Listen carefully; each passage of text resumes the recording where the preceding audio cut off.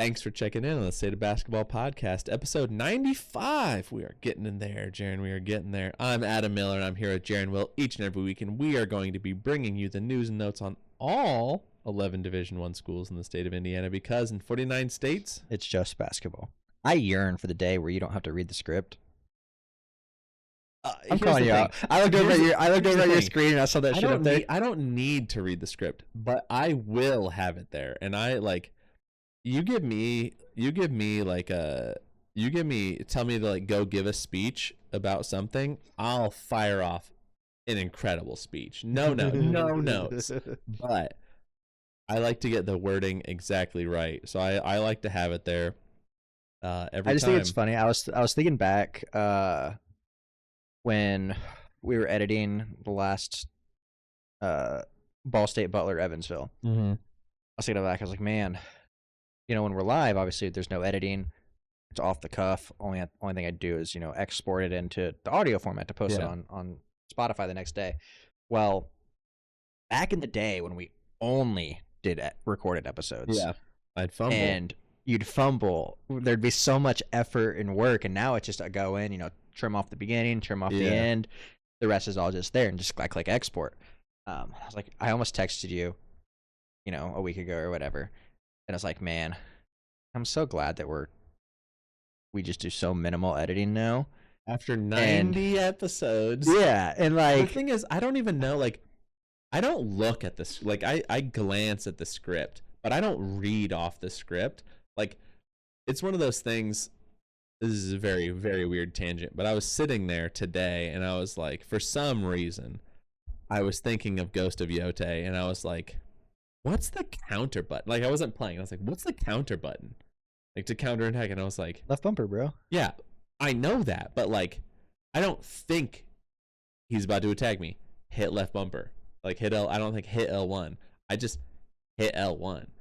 I don't look at the script. Like, I just say it, but it's there. You know what I mean? Like, the controller's there. I know what I'm saying. Yeah. But it was just like... I thought about it for a second. I was like, I don't know. It was like doing like a bamboo strike. It's like I look at the thing and then I'm like, yeah, it's this. And then I just hit the buttons. I was like, did I even register that I hit the right buttons? Like, I hit the right buttons, but like, did I even register that it was like triangle, square, L1, you know? Nothing's worse than when I do that, and like it gets to like the 5 or the 6 or the 7. It's like, oh, you missed one. I was like, which one did I miss? Yeah. Which one did I miss? And I try to like think back in my head. I'm like, I feel like I did L1 triangle, L1 square, X, L1. Yeah. And then you get the flying one. You got to do the extra 3. Yeah. Those I failed on those. I failed on those a couple times. But anyways, we're not here to talk about Ghost of Yote. Great game, by the way. I finished it the other night. Did I tell you that? No, you didn't. Finished it Saturday night. We're here to talk about... I just got to the snow region, the last one. That's my favorite region in the game. We're here to talk about IU Indy. Yeah. They are in the Horizon League. I almost wore my jacket, but it's not cold enough. I'll wear that Tuesday, probably.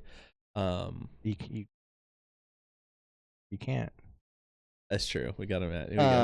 I'll double up like it's winter. I don't own a winter jacket. I own a hoodie and a jacket. Honestly, no jacket. I'll double up too. That's okay. Twice the. No, we'll be sweating. And you know us. We'll be having that. We're talking about IU Indy. Yes, they're in the Horizon League. New look, and it is not because they changed their school name. It is because they have a brand new to the team coach. This man is gonna destroy his entire body by just bumping into things. Coached by Ben Howlett in his first season. You may remember Ben. We interviewed him on like day 3 of his job. Dude, that was so sick. Back in like May. That's the thing. I think one of the coolest experiences that we've had. Of all the things we've done on this show, no offense to any of our guests, that and Matt Graves are like the 2 things I'm most proud of. Because getting them like first week of the job. Yeah, because like Matt Graves was just so nice, and like Ben Howlett, like, you know, we had some connections already built, and he was just like, yeah, sick. I think Howlett, like, that takes number 1 for me, only because we had no experience. Like, he didn't know who we were. He didn't know like, who he was were. Brand new. Like, literally hadn't even bought a house yet. Still living in his hotel. Mm-hmm. And like Matt Graves, we at least had the opportunity to Yeah. follow them for We a were, like, year, you and like know, he was on the and had staff, so already he told knew him, like, us. congratulations Yeah. on getting the job and everything. But either way, Ben Howlett, wildly successful coach at the Division II level. He coached at West Liberty, where he went 217-37, and was also a Division II national champion runner-up. We told the story on our interview with him, but several years ago, Adam and I were down in Indy for the, I believe, IHSAA state finals. Yeah, it was the year Kokomo made it. Yeah, when Florida Badunga was still being recruited and was the hot commodity. And then we were at a it's crazy when you're seeing Jawan Howard, and you're like, you want to see that guy on yeah high school game. We were sitting at a bar before the game started, watching a random Division II national championship we didn't game. even seek it out. Like, it was just on the TV. Like, Yeah, it was just on the bar TV, and we're the watching D2 national championship. and we're like, oh my god, these teams are scoring absurd amount of points. Like, you just don't see 120 points scored by two teams in a game. Well, come to find out, that team was West Liberty, coached by Ben Howlett, playing against his former mentor, the previous West Liberty coach at a school that Nova I forget. Southeastern, I think. Nova Southeastern. That sounds right. So that was really cool to see.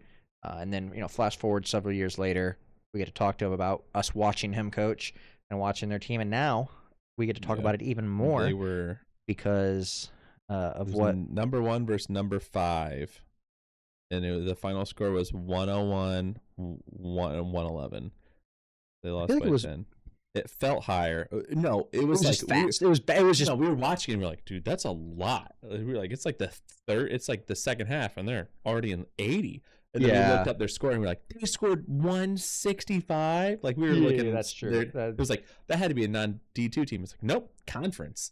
What? It's just the way they played. It was so fast paced. It was so, 94 feet of guarding in your face, messing with you.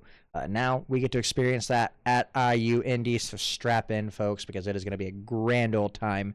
But before we talk about that a little bit, let's rewind to last year, right? So end of the season, we were very pleased with where they ended, in the sense that they were 307 in Torvik. Now, if you're listening at home, 307, wow.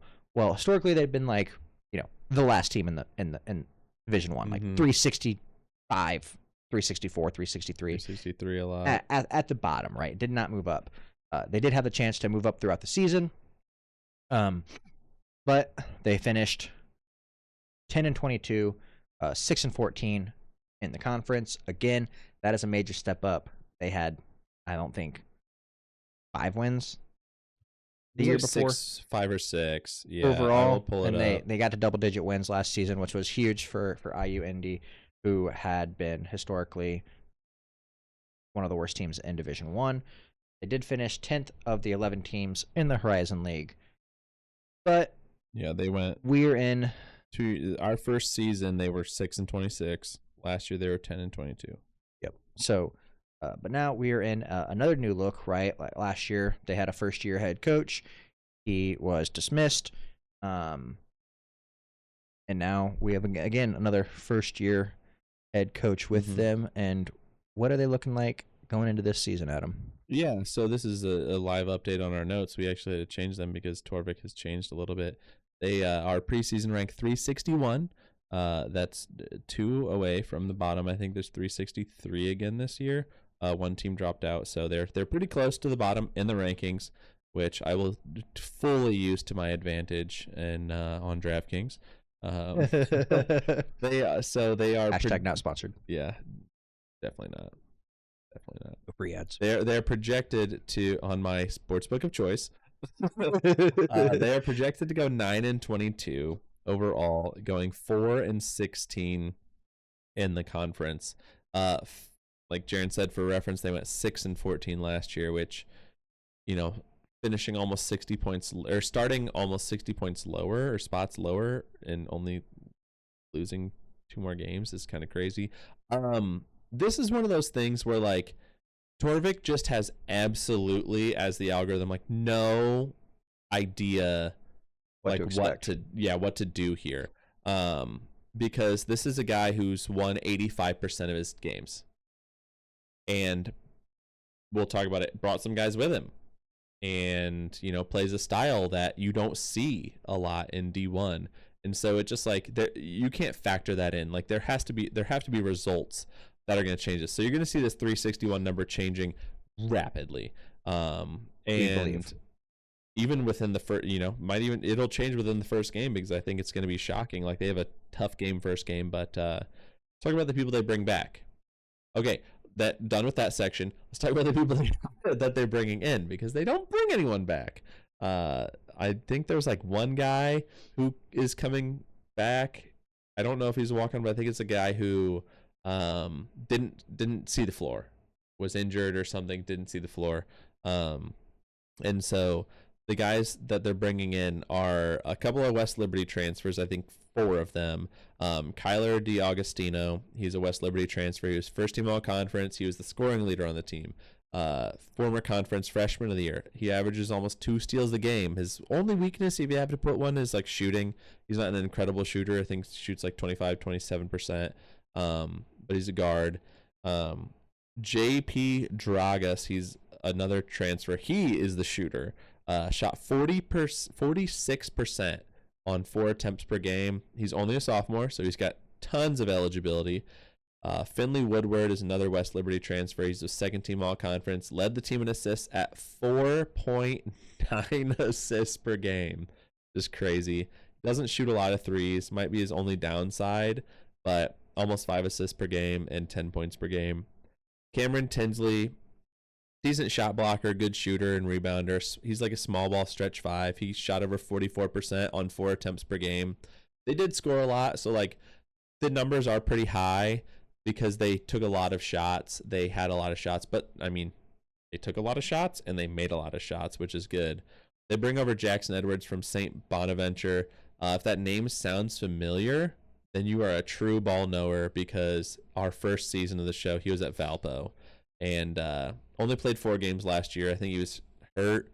He was good rebounder, good shot blocker at 6'5". He just missed a year, but was really good at Valpo. Aiden Miller is a transfer from D2 Point Park. He's a good small ball stretch 5, 37%. So they got really good shooters here. And then the last like transfer is an NAIA transfer, Matt Compass from Dalton State. He was the third NAIA third team, first team all conference, scored over 20 points per game. And he was the most efficient scorer on the roster. Great, like good guard / wing depth, depending on where you want to put him. They do bring a couple of freshmen. The first one was confusing to me. I like looked at it and I looked at it again and then I looked at it like a third time. I was like, I don't get this. His name's Reese Hagee. He went to Air Force Prep. So he graduated from high school. And Air Force Prep is like prep to get into the Air Force Academy. To get, to the Air Force Academy. He averaged, but it counts as a redshirt year. Like he played, but it counts as a redshirt year because it was Air Force Prep. He averaged 17 points, 7 boards, and 4 assists. But it was technically a redshirt season, but he played. So I don't know, like I didn't look as far as like who they played. Like were they playing JUCOs? Because like there's the whole you get an extra year if you play JUCO deal going on right now. I didn't go dig into it that deep, but that was interesting to me. So he's community colleges. He's a freshman, but he's not a freshman. He's a redshirt, so he's going to be a redshirt freshman. McGuire Mitchell, he was a top 10 player in Indiana. Averaged 20 points for Zionsville. He was like an all-state player, but for the Christian League is what Zionsville kind of plays in. And then Gabe Stewart played for Puerto Rico in the FIBA U17 World Cup.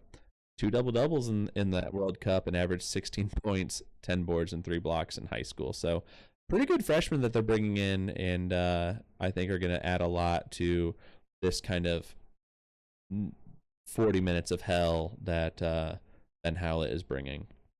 They do play against junior colleges, in NCAA and NAIA junior varsity teams, then military-based teams. It's essentially... Their season runs from September to February. it to me just seems like it's like the G League Yeah, for Division One, like the Division One pretty G sick. League, like separate from like D1, D2, D3 Yeah, in AIA. Like it's just its own separate because it's all coached for and developed and run by Air Force team right. that the Division One team. Yeah. Really interesting. Sorry, I had to look that up real quick too. No, Because yeah, I was like, oh, that's interesting. Like, I assumed that's what it was, but I just was like, I'll just trust. But let's talk about their games because they're gonna be tested this year, and I think that they're gonna surprise some people. So let's talk about their games, Jaren. yes. So on November 6th, they do have LIU. Then they go to Butler on November 8th. It's not very far; it's just down the street.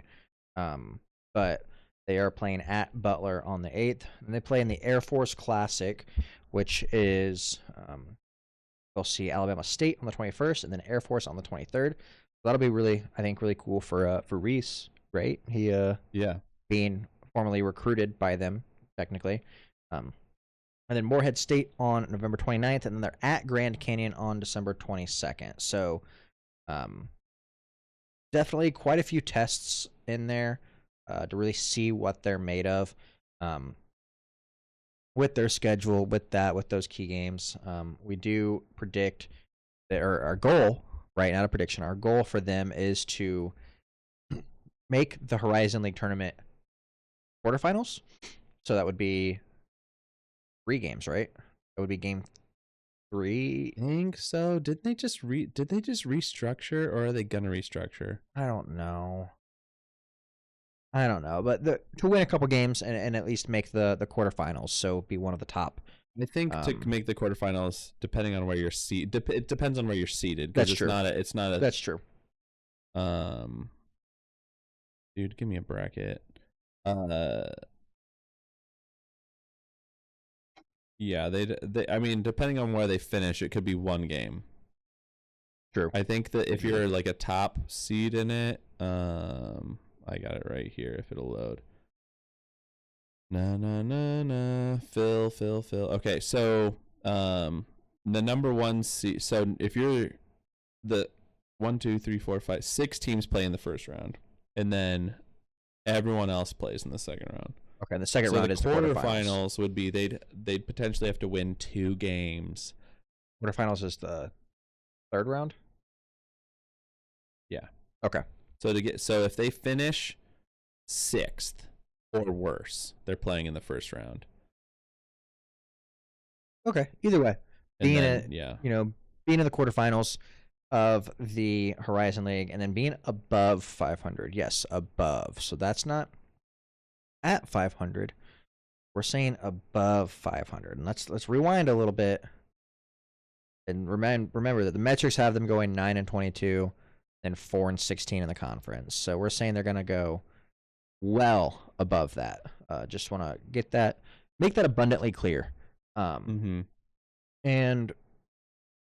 what do we predict their record's going to be? With that being said, Adam? Well, one thing I do want to, if my computer will load, is talk about is my favorite game of the season. Is the Readers Become Leaders game. It was not highlighted on their key games because it's a non-Division 1 game.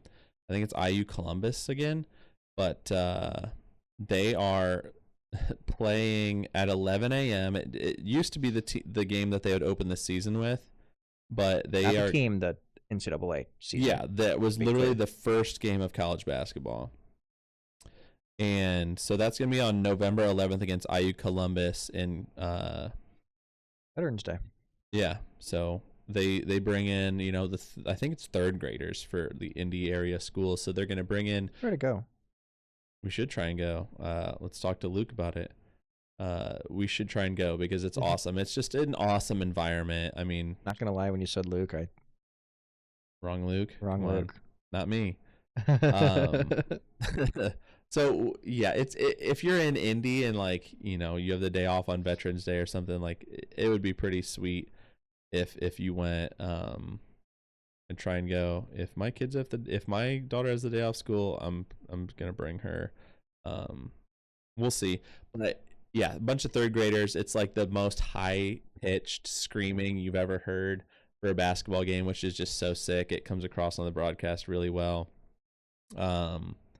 But how are they going to get to, above 500 in the Horizon League tournament quarterfinals? They got Butler in the non-conference. They have Ohio State to start the season. They have Grand Canyon. So that's probably probably safe to call those losses. They could probably take 2 more losses, and it seems reasonable for 5 losses in the non-conference.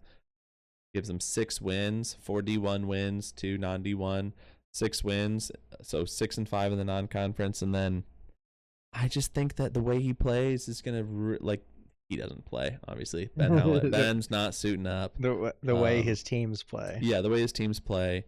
I think that they're going to, scare some people, and I think that he's got talent, and I think that they're going to go above 500. So if they're going to go above 500 in the league and above 500 in conference, they're going to, or in non-con, they're going to go 11-9 in the league at least.